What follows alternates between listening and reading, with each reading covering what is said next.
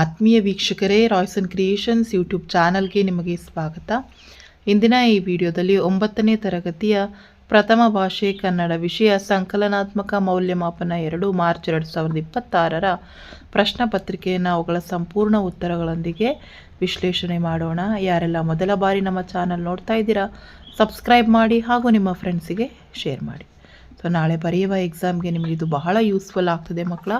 So question ಪೇಪರ್ನ ಪೂರ್ತಿಯಾಗಿ ನೋಡಿ ಎಕ್ಸಾಮ್ಗೆ ಪ್ರಿಪೇರ್ ಆಗಿ ಅಂತ ಹೇಳ್ತಾ ವಿಡಿಯೋ ಪ್ರಾರಂಭಿಸ್ತಾ ಇದ್ದೀನಿ. ಮೊದಲನೇದಾಗಿ ಫಸ್ಟ್ ಮೇನ್, ಈ ಕೆಳಗಿನ ಪ್ರಶ್ನೆಗಳಿಗೆ ಅಥವಾ ಅಪೂರ್ಣ ಹೇಳಿಕೆಗೆ 4 ಆಯ್ಕೆಗಳನ್ನು ಕೊಡಲಾಗಿದೆ. ಅವುಗಳಲ್ಲಿ ಹೆಚ್ಚು ಸೂಕ್ತವಾದ ಉತ್ತರವನ್ನು ಆರಿಸಿ ಕ್ರಮಾಕ್ಷರದೊಂದಿಗೆ ಬರೆಯಿರಿ. ಫಸ್ಟ್ ಕ್ವಶನ್, ಕನ್ನಡ ವರ್ಣಮಾಲೆಯಲ್ಲಿರುವ ವರ್ಗೀಯ ವ್ಯಂಜನಗಳು ಅಂತ ಹೇಳಿ ಕೇಳಿದ್ದಾರೆ ಮಕ್ಕಳ. ಸೊ ಬಹಳ ಈಸಿ ಮಕ್ಕಳ. ಅಲ್ಲಿರುವ ವರ್ಗೀಯ ವ್ಯಂಜನಗಳು 34. Option A is the right answer. Next 2ನೇ ಕ್ವಶನ್, ಸಂಸ್ಕೃತ ಪದದ ತದ್ಭವ ರೂಪ ಕೇಳಿದ್ದಾರೆ. ಸಂಸ್ಕೃತ ಸಕ್ಕದ, ಹಾಗಾಗಿ ಆಪ್ಷನ್ ಸಿ ಸಕ್ಕದ ರೈಟ್ ಆನ್ಸರ್. ನೆಕ್ಸ್ಟ್ ನಾಡೋಳ್ ಪದದಲ್ಲಿರುವ ವಿಭಕ್ತಿ ಒಳ್ ಅನ್ನೋದು ಸಪ್ತಮಿ ವಿಭಕ್ತಿಗೆ ಬರ್ತದೆ ಮಕ್ಕಳ, ಹಾಗಾಗಿ option D is the right answer.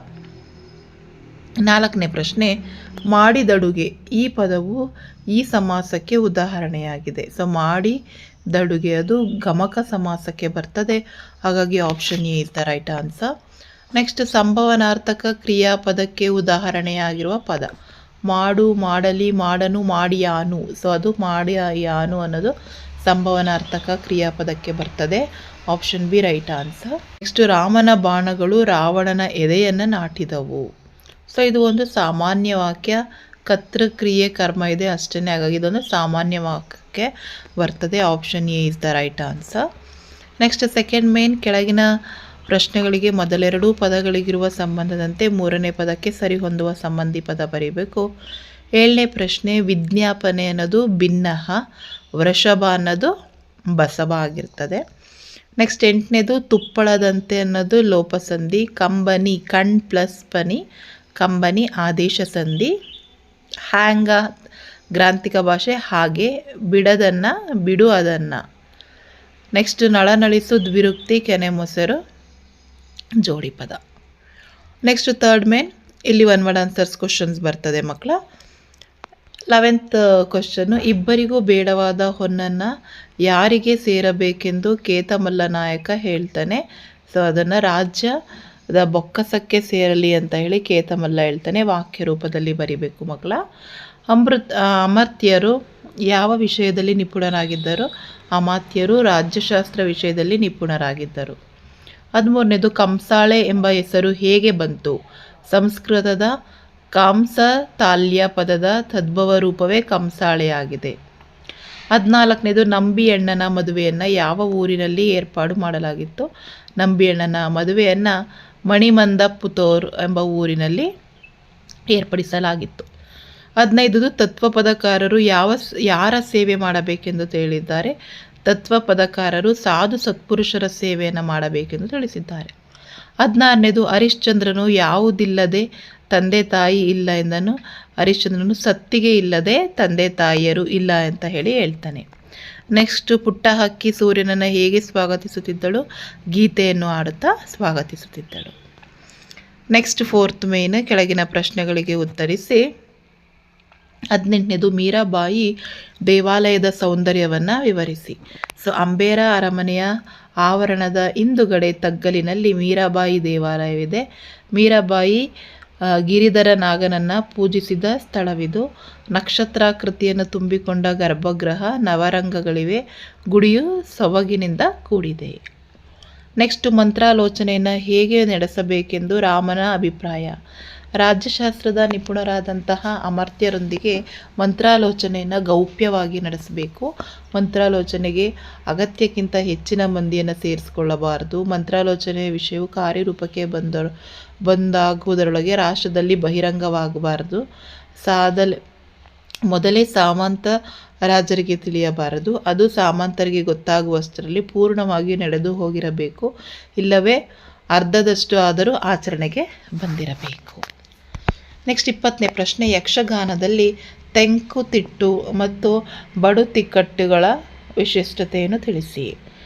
So ಯಕ್ಷಗಾನದಲ್ಲಿ ತೆಂಕುತಿಟ್ಟಿನ ಚಂಡೆವಾದಕನಿಗೆ ಹಾಸ್ಯ ವ್ಯವಸ್ಥೆ ಇರುವುದಿಲ್ಲ. ಪಾತ್ರಧಾರಿಗಳಿಗೆ ಒಂದು ಸಿಂಹಾಸನವಿರುತ್ತದೆ. ಗುಟುತಿನಲ್ಲಿ ಇದರ ಬದಲಿಗೆ ರಥದ ಆಕೃತಿಯ ಆಸನವನ್ನು ಸಾಂಪ್ರದಾಯಿಕವಾಗಿ ಬಳಸುತ್ತಾರೆ. ಯಕ್ಷಗಾನದಲ್ಲಿ ಬಳಸುವಾಗ ವೇಷಭೂಷಣಗಳು ತಿಟ್ಟು ಮತ್ತು ಪಾತ್ರಕ್ಕನುಗುಣವಾಗಿ ವೈವಿಧ್ಯಮಯವಾಗಿರುತ್ತದೆ. ತೆಂಕ್ಲಿನಲ್ಲಿ ಅರ್ಥಕಾರರಿಗೆ ಪ್ರಾಧಾನ್ಯತೆ ಇದ್ದು ದೊಡ್ಡ ದೊಡ್ಡ ಹೆಜ್ಜೆ ಹಾಕಿ ಗಿರಕಿ ಹೊಡೆಯುವುದು ಇದರ ವೈಶಿಷ್ಟ್ಯ. ಬಡಗಿನಲ್ಲಿ ಕುಣಿತ ಹಾಗೂ ಅಭಿನಯಕ್ಕೆ ಪ್ರಾಧಾನ್ಯ. ಇದು ಚಕ್ರಮಂಡಿ ಕುಣಿತವಿರುತ್ತದೆ. ನೆಕ್ಸ್ಟ್ 21ನೇ ಪ್ರಶ್ನೆ, ವಿರೂಪಾಕ್ಷನು ಗಿರಿಜೆಗೆ ಏನೆಂದು ಹೇಳ್ತಾನೆ? ಶಿವನು ಗಿರಿಜೆಯನ್ನು ಕುರಿತು, ದೇವಿ ಕೇಳು, ನಮ್ಮ ಪುತ್ರನಾದ ಪುಷ್ಪದತ್ತನು ಭೂಲೋಕದಲ್ಲಿ ಹುಟ್ಟಿ ನಂಬಿಯೆಲ್ಲ ಹೆಸರನ್ನು ಪಡೆದು ಸಂಸಾರದಿಂದ ಕೆಟ್ಟು ಹೋಗುವುದಕ್ಕೆ ಸಿದ್ಧನಾಗಿದ್ದಾನೆ. ಆತನಿಗೆ ಮುಂಚೆ ನೀಡಿದ ನಂಬಿಕೆಯ ಮಾತನ್ನು ಅನುಸರಿಸಿಕೊಂಡು ನಾವು ಕಳುಹಿಸಿದ ರುದ್ರಕನ್ನಿಕೆ ಇಬ್ಬರು ಚೋಳ ದೇಶದ ತಿರುವಾರೂರು ಮತ್ತು ತಿರುವೆತ್ತಿಯೂರಿನಲ್ಲಿ ಪರವೆ ಮತ್ತು ಸಂಕಿಲಿ ಎಂಬ ಹೆಸರಿನಿಂದ ಹುಟ್ಟಿದ್ದಾರೆ. ಅವರನ್ನು ಆತನೊಡನೆ ಸೇರಿಸಿ ಸಕಲ ಸುಖವನ್ನು ಪೂಜೆಯಾಗಿ ಸ್ವೀಕರಿಸಿ ಬರುವೆಯಾ ಎಂದು ಹೇಳ್ತಾನೆ. ನೆಕ್ಸ್ಟು, ಈ ಹಾಡು ಹೊಸತು, ಈ ಕವಿ ಹೇಳಲು ಕಾರಣವೇನು?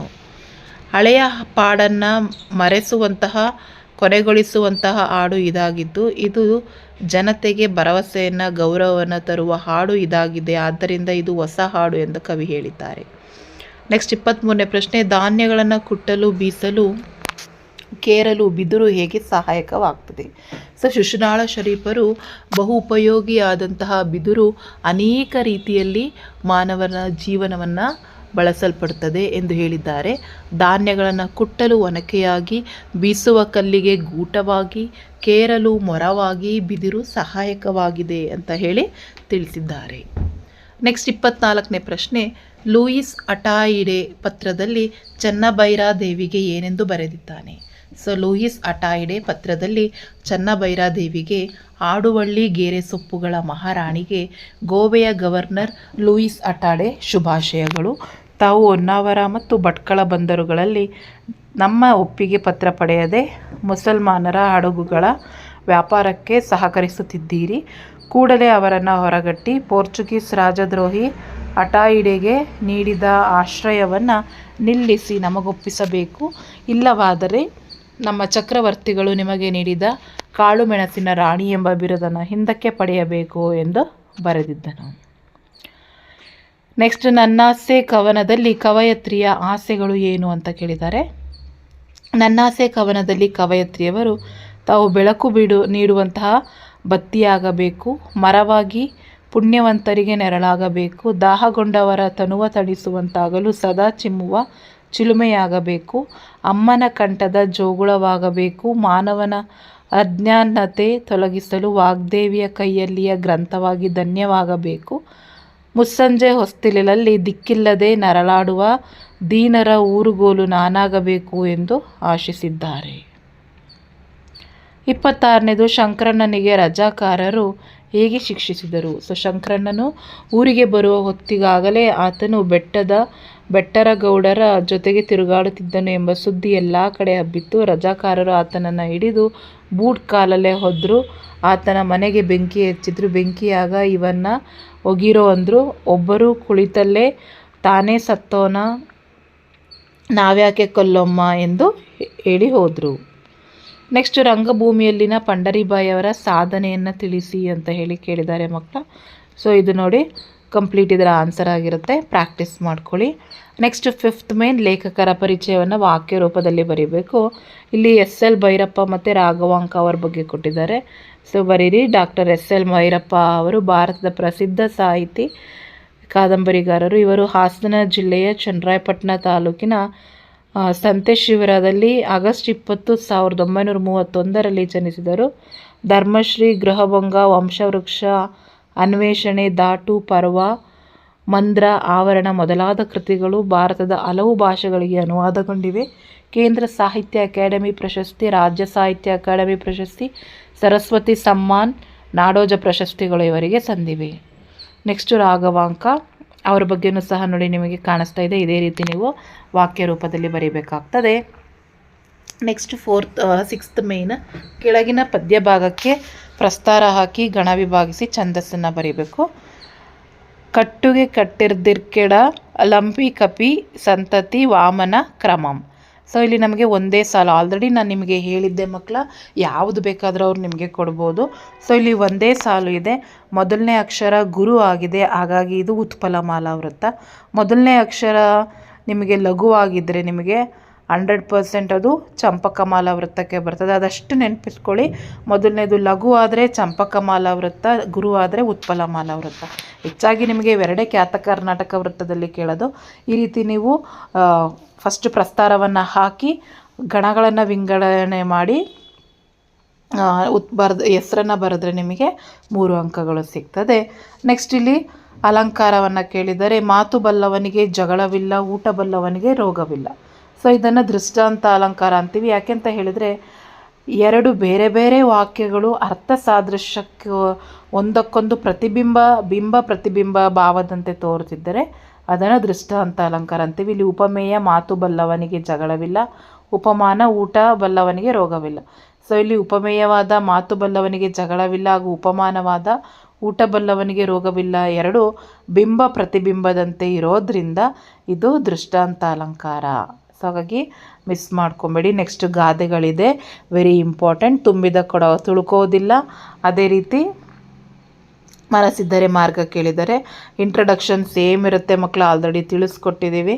ಆ ಇಂಟ್ರಡಕ್ಷನನ್ನು ಹಾಕಿ ಅಂಥ ಗಾದೆಗಳಲ್ಲಿ ಇದು ಸಹ ಒಂದು ಅಂತ ಹೇಳಿ ನೀವು ಅದನ್ನು ಕಂಪ್ಲೀಟಾಗಿ ಎಕ್ಸ್ಪ್ಲೇನ್ ಮಾಡಿದರೆ 3 ಅಂಕ ಸಿಗುತ್ತೆ. ನೆಕ್ಸ್ಟ್ ವೆರಿ ಇಂಪಾರ್ಟೆಂಟ್, ಸಂದರ್ಭ ಸ್ವಾರಸ್ಯ 18 ಅಂಕಕ್ಕೆ. 33ನೇ ಪ್ರಶ್ನೆ, ಸೆರೆಸಿಕ್ಕ ಸೈನಿಕರ ಮೇಲೆ ದೌರ್ಜನ್ಯ ನಡೆಸುವುದು ಯೋಧ ಧರ್ಮ ಅಲ್ಲ. ಸೊ ಈ ವಾಕ್ಯವನ್ನು ಸಾಶಿ ಮರುಳಯ್ಯ ಅವರು ಬರೆದಿರುವ ನಾಟ್ಯ ಮಯೂರಿ ಎಂಬ ಕೃತಿಯಿಂದ ಆಯ್ದ ಪ್ರಜಾನಿಷ್ಠೆ ಎಂಬ ಗದ್ಯ ಭಾಗದಿಂದ ಆರಿಸಿಕೊಳ್ಳಲಾಗಿದೆ. ಸೊ ಸಂದರ್ಭ, ವಿಷ್ಣುವರ್ಧನನು ಕುಲೋತ್ತುಂಗ ಚೋಳನ ದಂಡನಾಯಕ ಆದಿಯಮನನ್ನು ಯುದ್ಧದಲ್ಲಿ ಸೋಲಿಸಿ ತಲಕಾಡನ್ನು ವಶಪಡಿಸಿಕೊಂಡ ಸಂದರ್ಭದಲ್ಲಿ ಹಲವು ಸೈನಿಕರು ತಲಕಾಡು ನಗರವನ್ನು ಲೂಟಿ ಮಾಡಬೇಕೆಂದು ಇಚ್ಛಿಸಿದ ಸಂದರ್ಭದಲ್ಲಿ ಈ ವಾಕ್ಯ ಬಂದಿದೆ ಅಂತ ಹೇಳಿ ನೀವು ಇದನ್ನು ಎಕ್ಸ್ಪ್ಲೇನ್ ಮಾಡಿ ಅದರ ಸ್ವಾರಸ್ಯವನ್ನು ಬರಿಬೇಕು. ನೆಕ್ಸ್ಟ್, ಗಣಿತಕ್ಕೂ ಸೂಕ್ಷ್ಮ ಪರಿಶೀಲನೆಗೂ ಹಿರಿಯರು ಸಲ್ಲಿಸಿದ ಕಾಣಿಕೆ. ಇದನ್ನು ಶಿವರಾಮ ಕಾರಂತ ಬರೆದಿರುವ ಅಬುವಿನಿಂದ ಬರಾಮಕ್ಕೆ ಪ್ರವಾಸ ಕಥನದ ಬೆಳಗಿನ ತಾಣ ಜಯಪುರ ಈ ಒಂದು ಗದ್ಯದಿಂದ ಆರಿಸಿಕೊಳ್ಳಲಾಗಿದೆ. ಸೊ ಸಂದರ್ಭ ಯಾವುದಪ್ಪ ಅಂದರೆ, ಜಂತರ್ ಮಂತರ್ ಹಳೆಯ ಕಾಲದ ಖಗೋಳ ವಿಜ್ಞಾನದ ಪರಿಶೀಲನಾಲಯ. 400-500 ವರ್ಷಗಳ ಪೂರ್ವದಲ್ಲಿ ಖಗೋಳಶಾಸ್ತ್ರಜ್ಞರು ಗ್ರಹ, ಸೂರ್ಯ, ಚಂದ್ರ, ತಾರಾಮಂಡಲಗಳನ್ನು ಅಳೆದು ಪರಿಶೀಲಿಸಿ ನೋಡುವ ಸಲುವಾಗಿ ಇಲ್ಲಿ ವಿಚಿತ್ರವಾದ ಸಾಧನಗಳನ್ನು ನೆಟ್ಟಿದ್ದಾರೆ ಎಂದು ಜಂತರ್ ಮಂತರ್ ವಿಶೇಷತೆಯನ್ನು ವರ್ಣಿಸುವ ಸಂದರ್ಭದಲ್ಲಿ ಈ ವಾಕ್ಯವನ್ನು ತಿಳಿಸಲಾಗಿದೆ. ಸೊ ಸ್ವಾರಸ್ಯ ನೋಡ್ಕೊಳ್ಳಿ. ನೆಕ್ಸ್ಟು, ನಿನ್ನ ಮಾತು ಯಾರು ತೆಗೆದು ಹಾಕ್ತಾರಪ್ಪ ಬಸಣ್ಣ. ಸೊ ಇದನ್ನು ತಲೆದಂಡ ನಾಟಕದಿಂದ ಆಯ್ದ ಅಧಿಕಾರ ಎಂಬ ಪಾಠ ಭಾಗದಿಂದ ಆರಿಸಿಕೊಳ್ಳಲಾಗಿದೆ.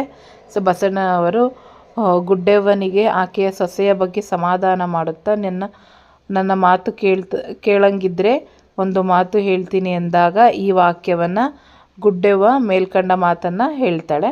ಸೊ ಸ್ವಾರಸ್ಯವನ್ನು ನೋಡ್ಕೊಳ್ಳಿ. ನೆಕ್ಸ್ಟು, ಮೋಹ ಮುಸುಕಿದ ಬುದ್ಧಿ ಸರ್ವನಾಶದ ಸಿದ್ಧಿ.